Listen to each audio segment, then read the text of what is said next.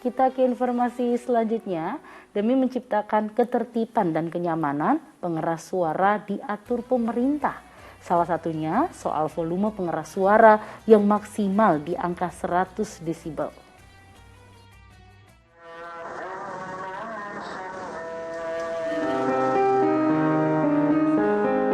Pengeras suara di masjid dan musola diatur dalam Surat Edaran Menteri Agama Nomor 5 Tahun 2022. Tapi jadi polemik. Apa alasannya? Berikut cuplikan penjelasan pemerintah dalam liputan 6 Talks. Suara yang keluar dari masjid, ya, supaya suara yang keluar itu suara yang indah tentunya, yang baik, supaya pengeras suara itu tidak disalahgunakan, tidak digunakan untuk hal-hal yang tidak produktif, bahkan mengganggu. Misalnya, saya kira kita semua sering mendengar suara itu kadang-kadang digunakan oleh pengeras suara itu digunakan oleh anak-anak yang sedang belajar misalnya, yang sedang belajar azan, ya kan, atau sedang belajar mengaji begitu. Nah itu kan tidak nyaman kedengarannya di luar. Jadi itu diatur terkait dengan itu. Ya, salah satu yang diatur adalah soal volume. Maksimal di angka 100 desibel. Tapi seberapa keras 100 desibel itu? Sebagai gambaran, kekuatan suara bisikan itu 15 desibel. Percakapan normal di angka 60 desibel. Saat Anda menyiram toilet, sekitar 75 hingga 85 desibel. Suasana restoran yang ramai berada di angka 90 desibel. Dan angka 100 desibel digambarkan dengan bisingnya bangsal rumah sakit di saat ramai. Atau 100 desibel itu 10 desibel lebih rendah daripada suara tangisan bayi.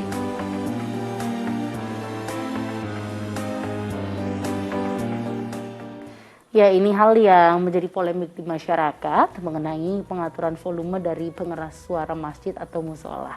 Nah ini Ustaz melihat berita tadi gimana nih Ustaz? Apakah memang ada aturan tertentu nih Ustaz secara syar'i dalam menentukan kerasnya suara dari azan? Ya Mbak Sheila, kita merujuk kepada satu hadis Nabi SAW. Saat itu ada orang yang sedang tidur di masjid. Sedangkan kemudian di sebelahnya dia membaca Al-Quran dengan suara yang keras. Nabi menegurnya karena dia khawatirkan mengganggu padahal orang tersebut sedang tidur di dalam masjid. Ini juga menjadi sebuah alasan kenapa kemudian kita saling menjaga keadaan orang lain. Mungkin orang itu sedang tertidur, mungkin orang itu ada kegiatan dan lain sebagainya. Kalau kita rujuk kepada hadis tersebut, maka peraturan ibadah itu sudah ada sejak zaman Nabi SAW. Misalnya juga bahwa di masjid harus ada ya tempat untuk kita menutup jalannya orang. Jadi kalau kita sholat ada sitter, ada penutup agar orang tidak lalu di depan kita langsung ketika kita sholat. Itu juga menjadi sebuah peraturan. Misalnya juga peraturan pakaian. Pakaiannya kata Allah Subhanahu wa taala, "Khudzu zinatakum 'inda kulli masjid." Masuklah kalian ke masjid dengan pakaian yang layak, pakaian yang bersih, dengan pakaian yang indah. Ini juga menjadi sebuah peraturan bahwa kita memang ingin beribadah dengan sebaik-baiknya. Dalam tanda kutip juga bahwa tidak ada orang yang kemudian terganggu dengan peribadatan kita. Demikian juga dalam hal suara. Memang suara ini menjadi salah satu dari pilihan kita untuk menyampaikan sesuatu di ruang yang bernama ruang ibadah atau ruang-ruang yang lain. Demikian juga jika seseorang kemudian ya lebih baik dia menjalankan dengan ketentuan yang sedang, dengan kebijakan yang tengah-tengah. Dia tidak berlebih-lebihan dalam mengeraskan suara, tidak pula sampai tidak terdengar. Karena ini misalnya kan azan. Azan itu kan syiar. Syiar itu berarti memberitahukan orang lain bahwa sudah masuk untuk menunaikan sholat zuhur. Dipersilakan pula yang sehat bisa ke masjid dengan protokol kesehatan misalnya. Berarti ini kan sebuah hal yang memang dibutuhkan oleh masyarakat. Namun berlebih-lebihan sampai kemudian mengganggu. Bahkan ada pihak-pihak yang kemudian merasa tidak dapat menjalankan kehidupannya, menjalankan hal-hal yang biasa dijalankan itu terganggu. Itu juga kita bisa analogikan bagaimana dahulu ada orang yang di masjid, ia kemudian bersuara keras dan dikhawatirkan mengganggu orang yang berada di sampingnya. Dan tujuan semuanya adalah dalam rangka kita dapat menjalankan ibadah dengan sebaik-baiknya.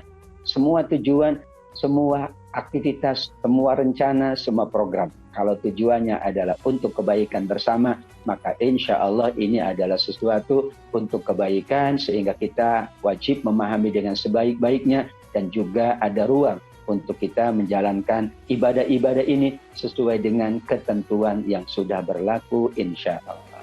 Ya Ustaz, berarti pada zaman Nabi dulu itu memang tidak diwajibkan ketika kita azan harus keras gitu Ustaz? Atau gimana Ustaz? Ya, ini kemudian yang kedua Mbak Sheila, betul juga, ini ada teknologi yang bernama pengeras suara. Di zaman Nabi tidak ada teknologi itu. Jadi Bilal mengumandangkan azan ya sesuai dengan suara beliau, dan suara beliau memang suara yang dapat didengar oleh lebih banyak orang. Karenanya kenapa Bilal dipilih yang mengumandangkan azan? Karena suaranya itu bisa didengar oleh khalayak ramai. Ada sahabat yang suaranya memang suaranya perlahan, sehingga kalau dia yang kumandangkan azan, mungkin orang lain ya yang sedang beraktivitas, yang sedang di kebun gitu ya, sedang bercocok tanam, mungkin dia tidak mendengarnya. Itu alasan Nabi kenapa memilih Bilal. Namun tetap saja bahwa teknologi ini juga merupakan sesuatu yang kita sebut sebagai sarana. Kalau sarana itu disesuaikan dengan tujuan. Kaidah usul fikihnya al-hukmu bi hukmil maqasid. Al-wasail bi hukmil maqasid. Tujuan itu harus sesuai dengan sarana itu harus sesuai dengan tujuan. Jadi kalau sarana itu untuk kebaikan, maka sarana itu tidak mengganggu kebaikan. Dan di beberapa masyarakat memang ada hal yang sifatnya ini juga menimbulkan berbagai macam perhatian-perhatian, khususnya di waktu-waktu orang sedang istirahat, apalagi tadi disampaikan bahwa di antaranya ada anak-anak yang bermain-main gitu ya, ada juga yang suaranya kurang bagus gitu ya, sehingga itu akan menimbulkan hal-hal yang tidak menyenangkan atau mengganggu ketenangan bersama. Ketika tujuannya adalah baik, maka sarana-sarana untuk kebaikan adalah merupakan sesuatu yang dibolehkan oleh agama. Ya, berarti bisa dikatakan mungkin jika ingin mengumandangkan azan, volumenya disesuaikan dengan lingkungan di tempat azan, di tempat masjid itu berdiri gitu ya Ustaz ya, biar tidak mengganggu satu sama lain dan tentunya tidak menimbulkan polemik seperti ini. Baik, terima kasih Ustaz Atabik atas waktu dan tausiah yang diberikan untuk seluruh pemirsa Jawa TV.